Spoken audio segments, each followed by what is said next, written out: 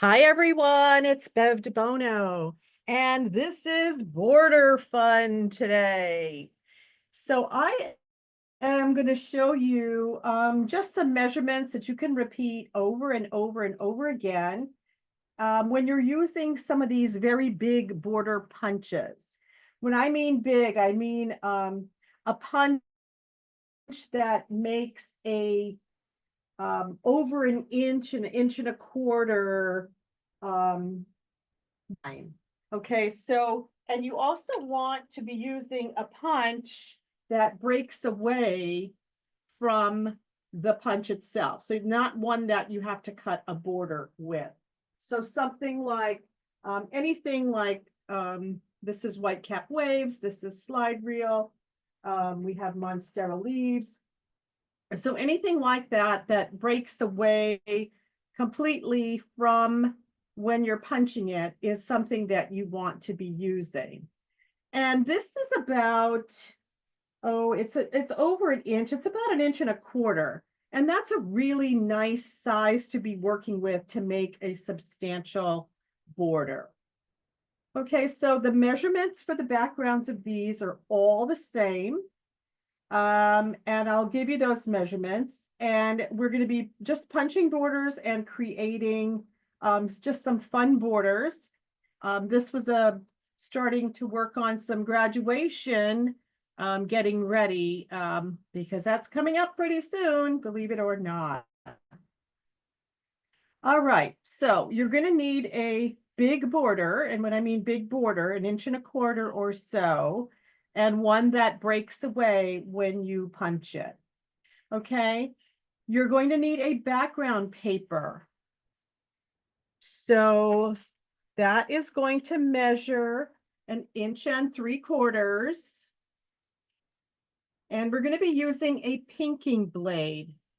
A pinking blade. If you don't have a pinking blade, you could use a wave blade, antique, or decal, or anything like that. And then you need a piece that goes behind it, and that's going to measure 2 inches. Okay, so you need your border, your first piece with a decorative blade, and then the straight edge for the piece that goes in the back. Okay, and as I said, these measurements for all of these are all the same. Border, inch and 3/4, and then the base is 2 inches. Okay, so let's get started. I'm going to be using the slide reel punch. Now this is coming back. So if you did not get it the first time around, make sure you contact your advisor. This is one of those that you can use for so many things. Look, here I used it for graduation, and here I used it for football. Exact same punch, exact same measurements, and this one looks a little bit more masculine because of the colors that I used. So I'm going to make a couple borders tonight with you. So just so we get the hang of the measurements and all. So the first one is going to be the slide reel that I'm going to be using. And I'm going to make another graduation border. Okay, so here we go. I'm using my slide reel border punch. Now for these standalone punches, what you want to do is they are flat. They fold down flat so that you can store them. Make sure that the lever is open, push it to the right, and that this is open all the way, your handle.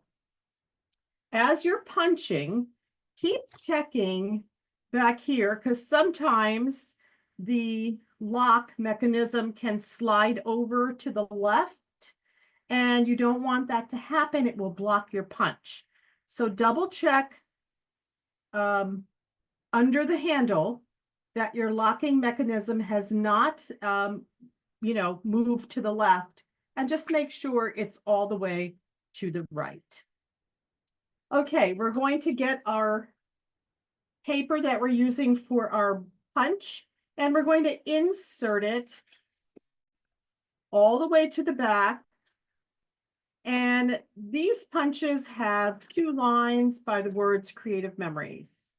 So there's one black line and another black line on both sides of the title creative memories.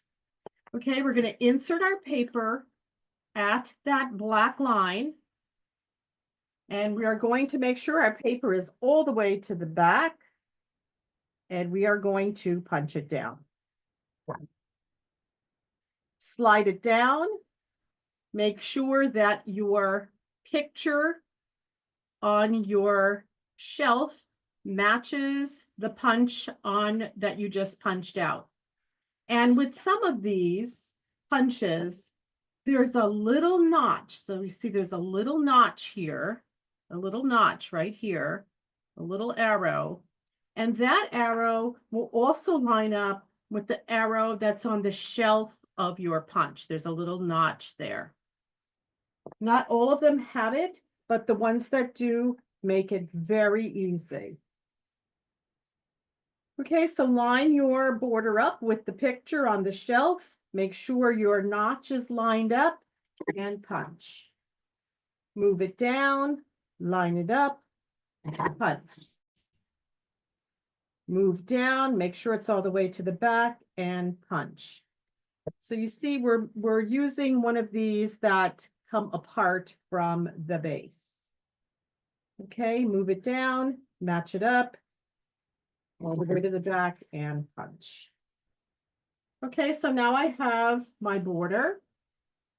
I'm going to show you something really fun with this border. Let me clear my debris here. And after you make a border, you want to clear that debris because if you keep punching on top of it, it's going to jam up on the underside of your punch and will prevent your punch from punching perfectly. Now, because I have all the notches here, you see these little notches that are here, I'm going to quickly just cut them off because what happens is I forget that there's notches on there. And then I go ahead and cut it for something else. And then guess what? I've got a notch. I don't have a straight line. So I'm just cutting real close to the edge. I'm just cutting those notches away so that I have a nice clean sheet of paper. Now I'm going to just do one more punch on this because I wanted to show you something cool about this particular punch. And that is the fun thing is that you can cut this in half. A border like this that is so wide, you can cut in half and every once in a while you'll get these little whiskers that come out. And not to worry, just using my microtip scissor and just clipping those off. Okay, so I'm going to cut this in half because look, when I cut it in half, I made a nice scallop. So I use this at the top, the full border at the top, and this half border down below. It makes a nice scallop. So it gives you a circle and a scallop. So I wanted to show you that. So I punched a separate one.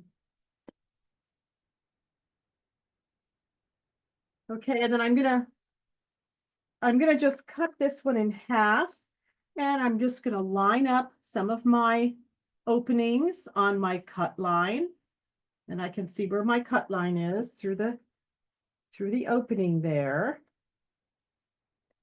So I'm just showing you a really quick, cool thing that you can do with this punch. Okay, so you see I now have a nice scallop, and I'm going to use that for the base of my page.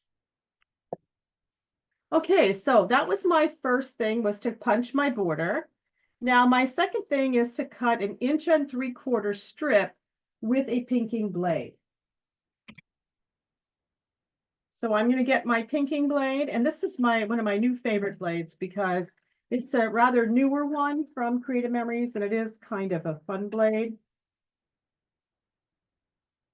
Okay, so to start your pinking blade, you need to make first a cutaway piece. And sometimes I make a 1/2 inch cutaway. This time I'm just going to do 1/4 of an inch, and 1/4 of an inch is at the edge of your gray mat on your trimmer. The edge of the gray mat on your trimmer. There's no number at the top for 1/4 inch. Okay, so I'm going to line that up and I'm going to start my cut. So I have 1/4 of an inch. And guess what? I'm going to use that on the bottom of my page. Isn't that cool? So we don't have to throw anything away. All right, and now I'm going to move this over to the 1 3/4 inches.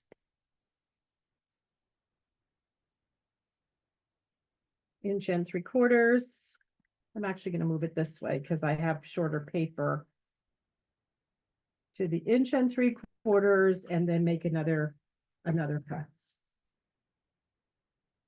Okay, and that's my inner base. Okay, switch back to your straight blade, or you can use the decorative. You can keep that decorative blade in there if you want. And your next piece is going to be a 2-inch piece, a 2-inch piece. Oops. So I'm going to use the straight blade for this one because I'm matching the other side of that. Okay, so let's make this. I'm going to make this page actually because it's fun to do borders, but it's also fun to actually put them on a page. So this one, I'm going to make a page, and the other ones, we're just going to punch some borders. Okay, so my 2-inch base goes down first. Then I'm going to put my 1 3/4 inches. It's going to go next on top of that. And just center it on that piece. Oops, let me do it closer to me so I could get it done. There we go. Okay, and now I'm just going to pull out my silicone mat, which I have tucked away under here. And I cut off the little tail on this mat just because I can now lay it flat under my other mats and pull it out when I need it. But I also do that because when I'm traveling, and I usually use my 2 cutting mats together, I fold them together, and now my silicone mat can go straight inside and it travels together just like this. So it keeps it nice and flat. So I don't really have to worry about rolling it back up again. And I find that it definitely keeps it flatter. And I use it mostly under my mats anyway. Okay, so now we're going to add our border to those bases. And I'm using the repositionable tape. If you have not used the repositionable tape, it comes off in little micro dots. And if you use it on a silicone mat, I'm trying to see if you can see it, it only comes off in little dots. And if you use your silicone mat, it won't stick to anything else. All right, I'm putting that right in the middle of my border, my base, my border base. Okay, so I'm going to make a facing page for this page here.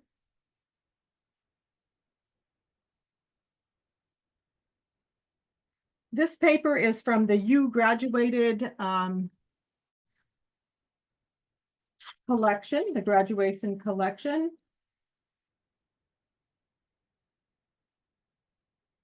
Okay, and I'm going to put the border about 1/4 of an inch down from the top so that the paper will peek through the top and give it another layer.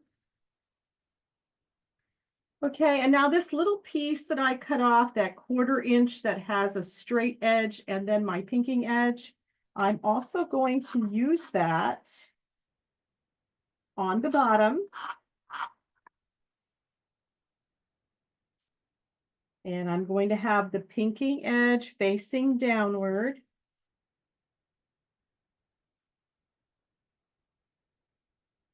So if I line it up at the 1/2 inch mark, it's going to give me the 1/4 inch, which repeats that 1/4 inch that I have up on the top. Okay, if it's because I used my repositionable tape and I wasn't even on my mat, I may have to just lift it up and reposition. And that is why we have repositionable tape. Makes it perfect. Okay, and now I'm going to take my scallop that I cut in half from that slide reel, and I'm going to put that on the bottom. So this is a cool punch. As I said, you have the effect of a circle on the top, and the bottom is a scalloped edge. All right, and then all you have to do is just add your pieces. And these are just some things that I've pre-cut just to show you that it makes a really quick and easy page. Okay, so that's border number 1. We're going to make another border using a different punch. Isn't that fun? I love the circle and the scallops. So I wanted to make sure that I shared that with you because this is really a cool punch. Okay, so on one of my other examples, I use the new playground punch, and that also will give you a nice fun border. And then I used some titles from some school collections. Okay, I'm going to make another border, and this one uses the Monstera leaf and the sun-soaked collection. This time I'm going to use the white cap wave, which I've already punched out. I want to show you though, this white cap wave is pretty cool because you can cut off the bottom of it. You can separate the wave. You can separate the white caps. You can separate the white caps from the wave. And then you would have 2 separate borders. You see, so this one is cool, is pretty cool as well. So you have 2 separate borders. Okay, so for the second one, exactly the same measurements. This is white cap waves. I'm going to use 2 papers from Sun-Soaked. The middle one with the pinking blade. 1 3/4 is going to go under the border. So I need a starting piece. I'm going to cut that.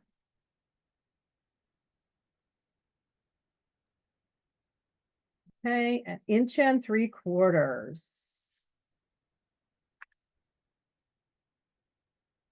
This is some really pretty seashell paper.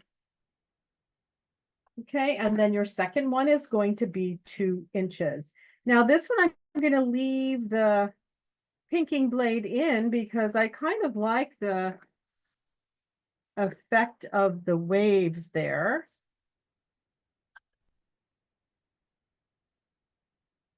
Okay, now we're going to layer that again.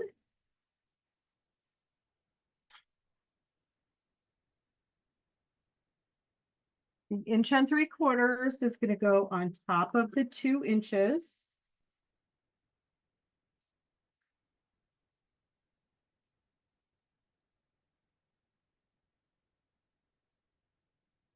And then my wave pattern, my border is going to go on top of that.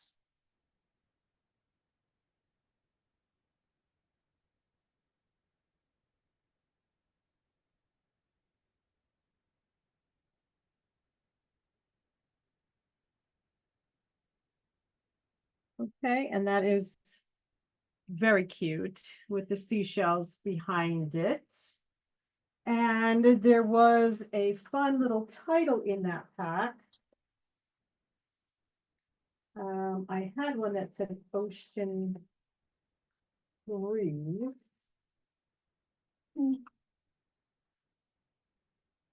We'll find another title that was with that embellishment pack because it's that embellishment pack had an awful lot of them. So you could do something like sun-soaked fun, or there were quite a few of them. Oh, here's a cute one. Paradise. Welcome to paradise. Absolutely. I think that's perfect. And you can slant it also. It doesn't have to be right in the middle either. Okay. Now with the borders, it's not necessary that they all go at the top of the page. We just did a class last week where we put our borders. We had two separate borders at the top and the bottom, about an inch and a half down from the top and an inch and a half up from the bottom. So this one is the exact same measurements, 1 3/4, 2 inches. This one used the Monstera leaf. And this one's great when you have not as many pictures, although you can certainly add your pictures above the border and below the border. So you don't have to be confined to the border. I actually had samples of that. So here's, this one can go below. You can also overlap. You could add another two this way. So you're not limited to what is there. But I just wanted to show you that it doesn't always have to be at the top of your page.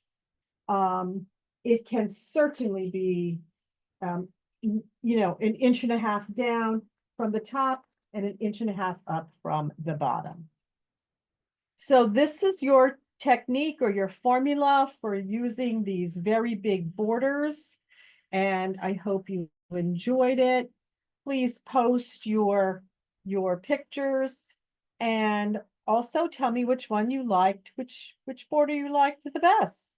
Did you like football, playground, monstera leaves, graduation, or the waves? I hope to see you again soon. I post a technique every week on my YouTube channel, Bev DeBono Designs. If you are not working with a Creative Memories advisor and want to order products or join my team, join a Creative Memories team, I would love it if you could support me. And I hope to see you again soon. My YouTube channel is Bev DeBono Designs. Bye-bye for now.